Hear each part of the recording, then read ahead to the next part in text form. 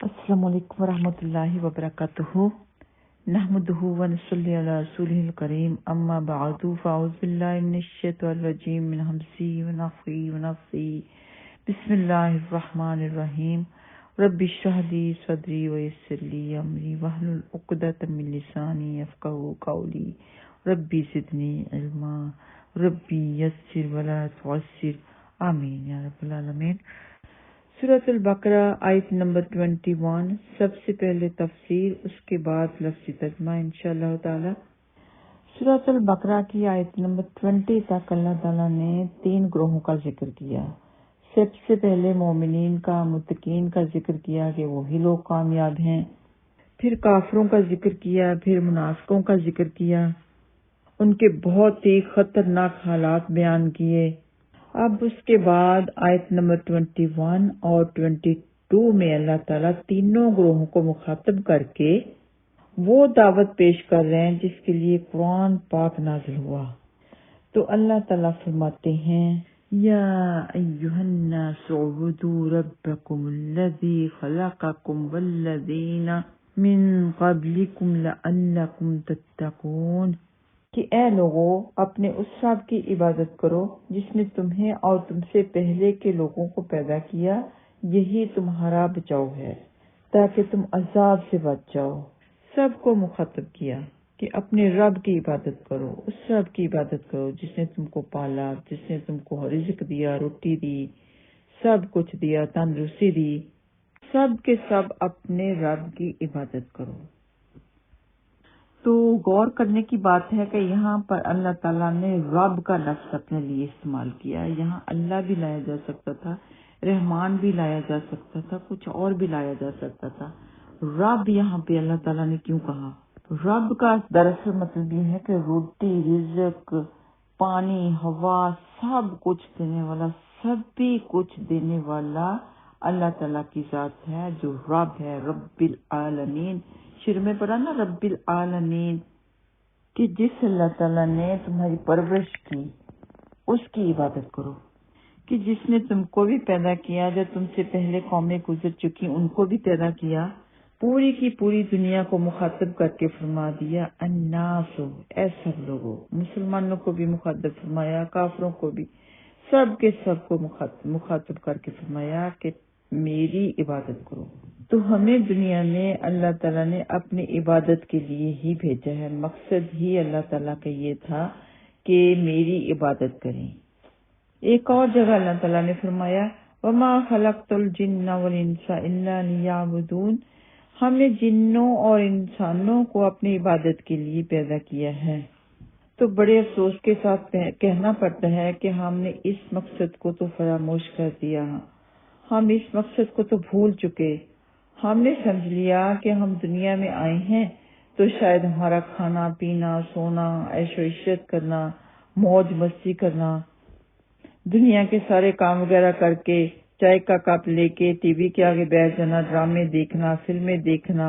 اپنا انجوائے کرنا اور سوچنا کہ یہی ہمارا مقصد ہے۔ تو مقصد جو صحیح مقصد اللہ تعالیٰ نے صحیح مقصد کے لیے ہمیں پیدا کیا، ہمارے لیے ہوا، پانی، روٹی، روزی، سب کچھ اللہ تعالیٰ نے ہمارے لیے بنایا، تو ہم دنیا کی رنگ رلیوں میں مگن ہو گئے، استغفر اللہ۔ بلکہ ہونا یہ چاہیے کہ ہماری زندگی کا ایک مقصد ہو، رب تعالیٰ کی عبادت کرنا ہو، وہ رب جس نے ہمیں پیدا کیا، ہمیں سب کچھ دیا، ہماری پرورش کی،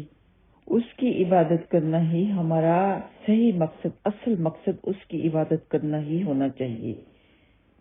ہم سمجھتے ہیں کہ شاید نماز پڑھ لی، روزے رکھ لیے، حج کر لیا، زکوٰۃ ادا کر دی، ذکر و اذکار کر لیا تو ہم نے عبادت کر لی۔ اگر ایسی بات ہوتی تو پھر انسان کی زندگی کا مقصد عبادت جو ہے تو انسان کو تو چاہیے تھا کہ وہ الگ تھلگ ہو کے بیٹھ جاتا اور جو اس کی ضروریاتی زندگی ہے انہیں پورا نہ کرتا، بلکہ کھانا پینا تک چھوڑ کے ایک کونے میں بیٹھا رہتا اور اللہ اللہ کرتا رہتا، عبادت کرتا رہتا، ساری دنیا سے الگ تھلگ ہو جاتا۔ نہیں، ایسا نہیں ہے، یہ سب کچھ تو کرنا ہی ہے، لیکن اس سے بڑھ کر ہمیں اور بھی کرنا ہے۔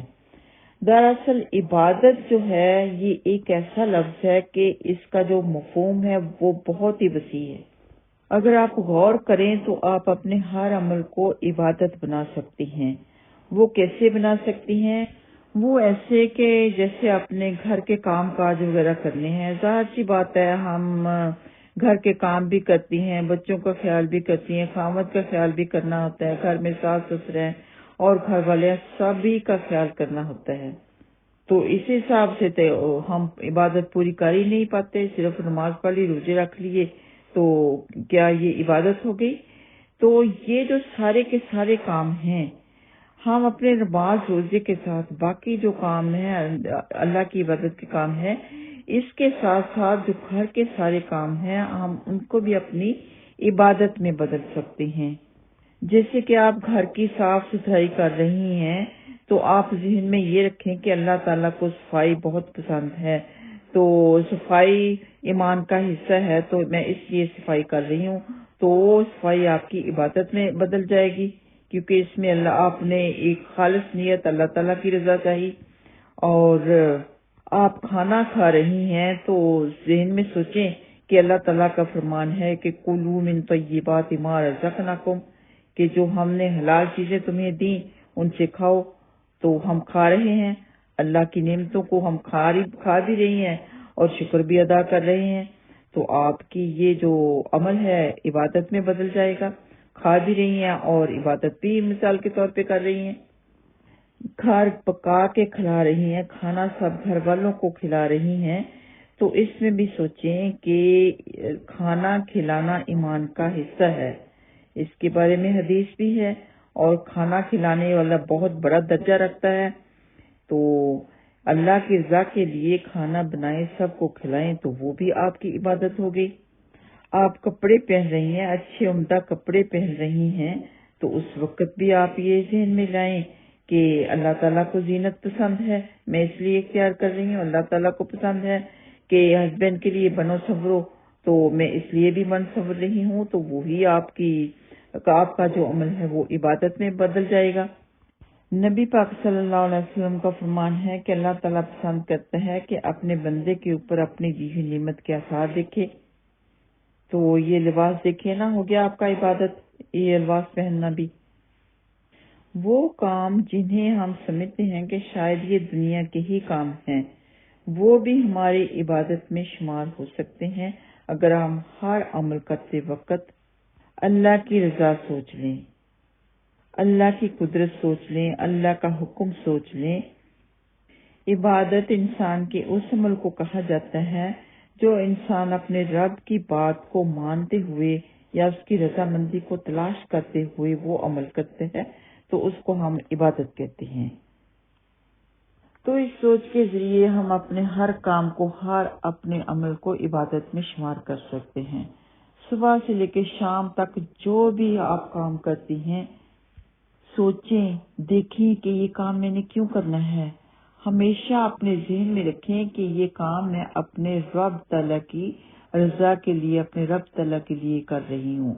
تو وہ کام جو ہے وہی آپ کا عبادت بن جائے گا۔ مثال کے طور پہ اگر آپ کہیں جا رہی ہیں تو کسی کو مدد کی ضرورت ہے، آپ اس کی مدد کر رہی ہیں اس نیت سے کہ اللہ تعالیٰ کا حکم ہے، تو اس کی مدد کرنا بھی عبادت ہو گیا۔ لیکن اگر آپ اس نیت سے کریں گی کہ لوگ کہیں گے بڑی بات ہے، یہ تو بڑی مدد کرنے والی ہے، لوگ بڑی بلے بلے کریں گے کہ یہ تو بہت لوگوں کی مدد کرتی پھرتی ہے،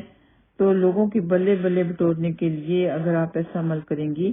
تو وہ اللہ تعالیٰ کی رضا حاصل کرنے کے لیے نہیں ہوگا، وہ آپ کی عبادت نہیں ہوگا، اس کا اجر آپ کو نہیں ملے گا، کیونکہ وہ آپ نے لوگوں کے لیے کیا ہے عمل، اور بلکہ اس کا وبال بھی آپ کے اوپر خدا نخواستہ پڑ سکتا ہے۔ ہر نیک عمل کرتے وقت شیطان تھوڑا بہت تو انسان کے ذہن میں کوئی کتنا بھی کوشش کر لے، تھوڑا بہت ڈالنے کی ضرور کوشش کرتا ہے، تو اسی وقت جو ذہن میں آئے ریاکاری کا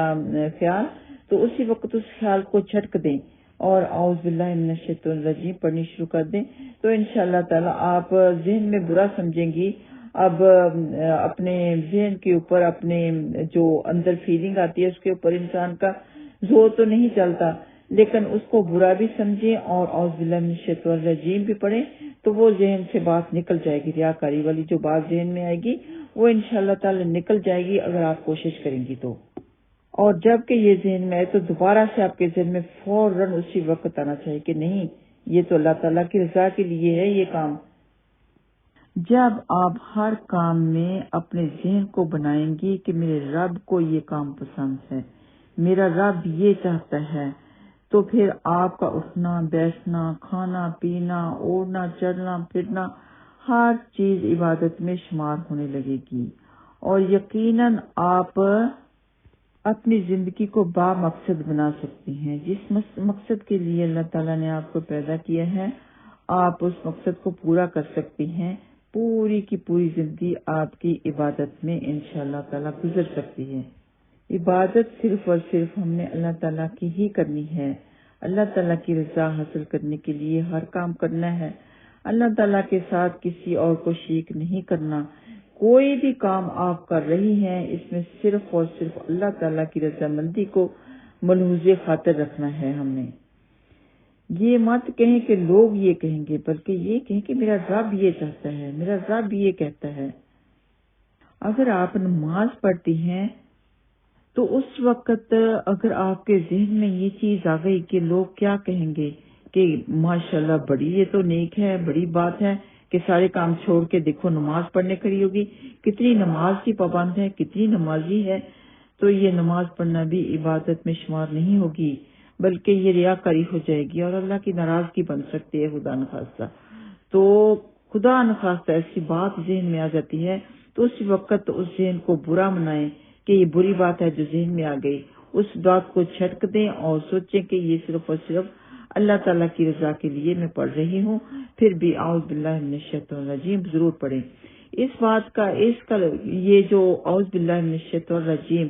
یہ جو کلمات ہے اس کا ورد اپنی زبان پر ضرور رکھیں۔ جب بھی آپ کے ذہن میں کوئی ایسا وسوسہ آئے تو اعوذ باللہ من الشیطان الرجیم ضرور پڑھیں، انشاءاللہ تعالیٰ وہ وسوسہ دور ہو جائے گا۔ اللہ تعالیٰ نے خاص فرمایا ہے کہ وَاعْبُدُوا اللَّهَ وَلَا تُشْرِكُوا شَيْئًا، صرف اللہ کی عبادت کرو، اللہ کے ساتھ کسی اور کو شریک نہیں کرنا۔ ہم نے